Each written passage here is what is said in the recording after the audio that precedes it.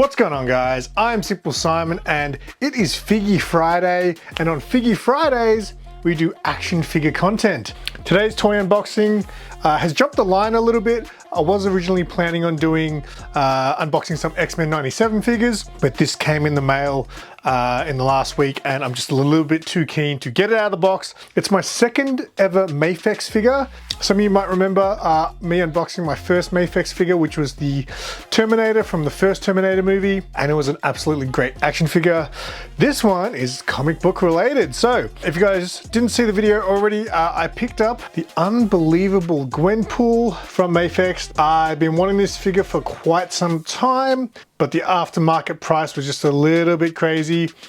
Yeah, just something I never thought I'd end up owning. But yeah, I got my hands on one at a really good price. So it is used, so I'm not going to be opening it up brand new, but it is complete.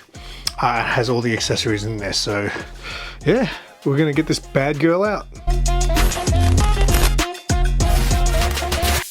Quick shout out to my Minions. Your support is greatly appreciated. If you're interested in exclusive members only videos, extended episodes of The Noob, and exclusive emojis, hit the join button to find out more about channel membership. But remember, your membership is not required. The best way to support the channel is by liking and commenting on videos. Perks. So before I unbox the figure, something I used to do when I first started doing toy unboxings was I used to do a little bit of a chat about the character and how it came into my life. So not really a bio for people who don't know about the character, just a story about how that character came into my life. So when I first got into comic books, I was really more attracted to darker, grittier stories. I didn't want comic books to be silly. And then Gwenpool came around. I just saw the cover one day. I was just buying random comics at the time. I saw the first issue and thought that book looks like fun, let's check that out. And it was so out there and ridiculous, I fell in love with it. It was really weird. I only read the first maybe 4 issues, but I've actually collected the complete first run since then. But yeah, it was just something about how out there it was that made me really enjoy it. Because you know, if you guys really know me, you know how silly I like to be. For those who don't know, I guess Gwenpool is a fourth wall breaking character. My memory's pretty bad, but I believe her character was actually from the real world where Marvel comic books existed, right? And I think maybe she got sucked in, I can't really remember. I probably got to go back and read. But basically she's from the real world, and somehow in the comic book world she knows what's going to happen, and you know, things like that. She's pretty much unbelievable. Now I know her first appearance is is a Deadpool book. It was like Deadpool's Secret Wars. There was a variant cover where the artist created Gwenpool. I believe it was part of a line of Gwen Stacy variants. So you know when they release like a new Marvel title, they'll do like a variant of that character across all the Marvel books. I believe that's what it was. So for a Deadpool variant, they created Gwenpool. Gwen Stacy as Deadpool, and I think the story goes that it got such a good reception that they decided to actually turn her into a character. Her first appearance is in Howard the Duck, where she appears as a side character, I think for a few issues. And again, I think there must have been popular demand or something, and she ended up getting her first solo run. So yeah, that's how Gwenpool came into my life. Let's look at the toy. All right, so we're gonna look at the box first. This box is absolutely fantastic. I've already obviously had a look at it in the video where I showed that I picked it up. So have a look. It's got some really cool Gwenpool artwork on the front, on the sides, and I think it's 2 different images. Yep, that's cool. Love that. Like, you're getting a lot of extra, content here on the box when it's not the same on each side. Then you got pictures of the figure and what you get. Now this is the coolest bit, all right? So you ready for this? So it's got a slide off to reveal the figure, right? But look at this. It's actually got artwork on the inside of the box. That is super, super cool. That's one of the best boxes of packaging I've ever seen. So very cool there. I can't floor that. And then we'll have a look at the inner box. And yeah, so the figure is complete. She comes with an extra head, or 2 extra heads. She's got the scared mask, unmasked. I think that bit there is meant to go around her neck, like when she pulls her hood down. She got a mobile phone, looks like it's missing an accessory, but it's actually just fallen down here. She got her 2 backpacks, the penguin and the shark, and a couple of weapons there. So Very cool. That's the same on the back there.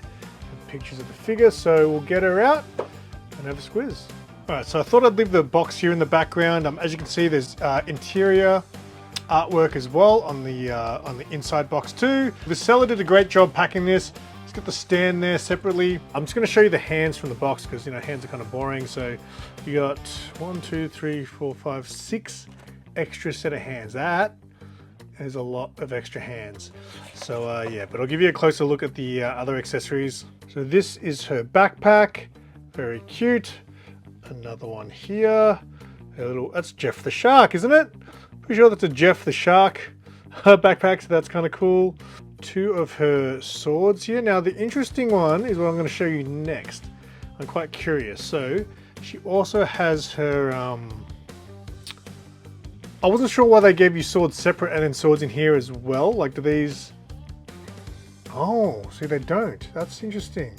Alright, that's an interesting choice. Because I recently unboxed my Deadpool figure, and Deadpool's blades go straight in there. Why wouldn't they just make blades that could come out? I don't know, interesting. The more I spend on action figures, seems like the accessories just come more detailed. I don't know if the camera's going to be able to pick that one up. Because it's so small. It's a little mobile phone, because Gwenpool likes to take her selfies. And then you got her head. So you got this one, it looks like a scared, frightened Gwenpool face, very cool. And then her unmasked, you've got this that goes around her neck, and that's obviously got the eye bit, so that sits behind her head. The reason I wanted this Gwenpool figure so bad is because obviously I think the character's fun. I mentioned in the video when I picked this figure up that I kind of gave up on ever owning this figure because of the prices that it was going for online. And I basically thought to myself, maybe I'll just get the Marvel Legends figure, which doesn't look anywhere near as comic book accurate, I guess. So this figure, I just think really captures the art style that she's drawn in her original comic book run. So yeah, that's why I really wanted it. So that's all her accessories. We'll get the figure out. Now the thing I'm a little bit scared of is the fact that this is secondhand. I'm wondering how secondhand it is. So again, that looks like it's such a great looking figure as far as, you know, looking like the comic book character.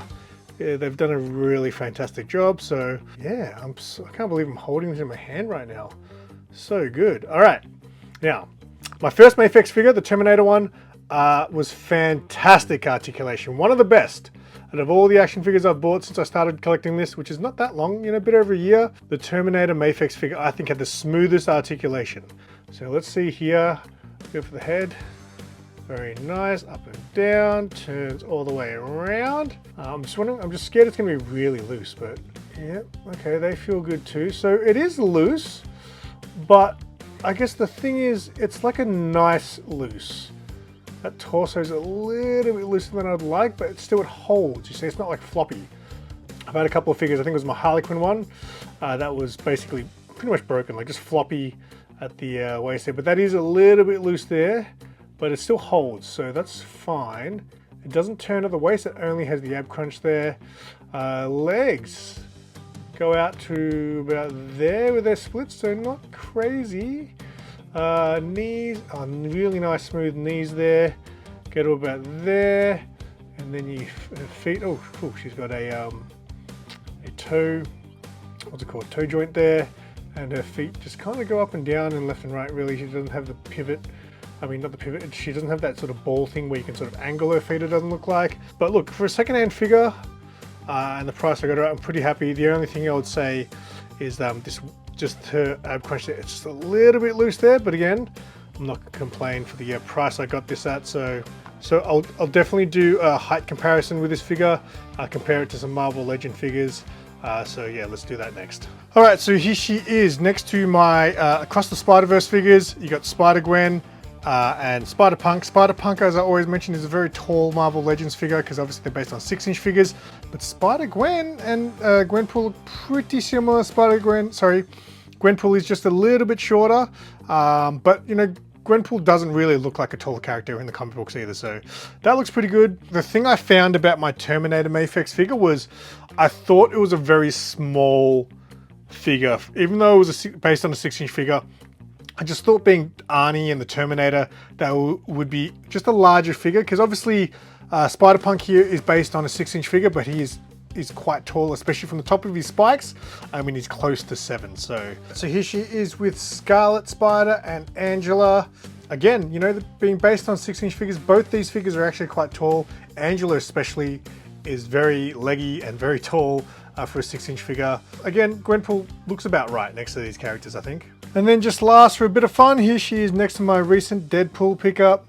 Again, just obviously a lot shorter than Deadpool. So now before I pull out the measuring tape, I figured I'd actually bring out Arnie. So Arnie, in my video where I unboxed him, I just thought he was, you know, quite short for an Arnie. So, but again, it looks about right there. He's obviously much larger than Gwenpool, but again, I just feel like he should be just a little bit bigger. Gwenpool stands, oh, well below 6 inches there. So that's cool, because again, I feel like she is a smaller character. So yeah, I have no problems with her size. I think they got it pretty spot on. So now we'll do a few poses, I guess, and then we'll close up with giving you an honest review on this figure.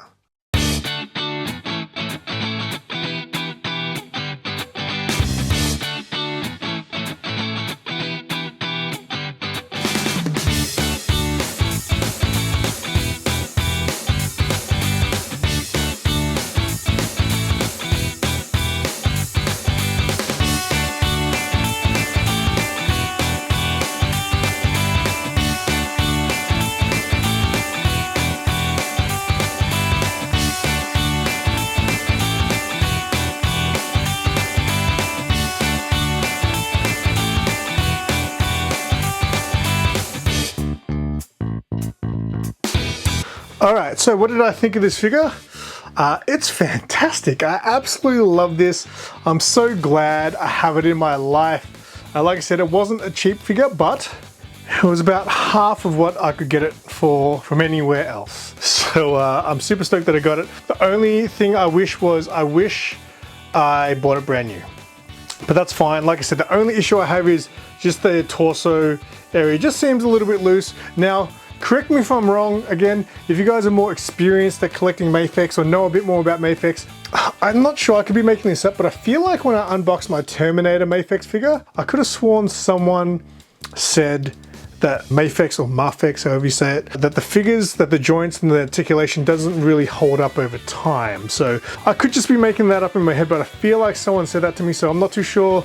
If you guys know, I'd love for you to drop a comment and let me know a little bit more about Mafex figures, because like I said, this is only my second one. I'm super glad I bought this. Top quality, the accessories are great, very, very comic book accurate with everything, from the character itself, the way she looks, to all the extra accessories. This figure is absolutely one of my favorites now. It's kind of weird. I feel like all the recent toy unboxings have become my favorite as I keep unboxing them. So, you know, I had the Warriors one, I had my Crow figure, a Mezco. I would definitely like to collect more figures from the Mafex range, you know, Figure Arts and Mezco, but they just get so pricey. But this one I really wanted just because of how comic book accurate she looks compared to the Marvel Legends version. So yeah, I cannot wait to pose her, take some photos with the rest of the Marvel gang with some comic books, and even the posability was fantastic. Like, you guys who watch my toy videos know how bad at, you know, posing figures I am, and I feel like that's getting better too. Maybe the better the quality of the figure, the easier they are to actually articulate, but I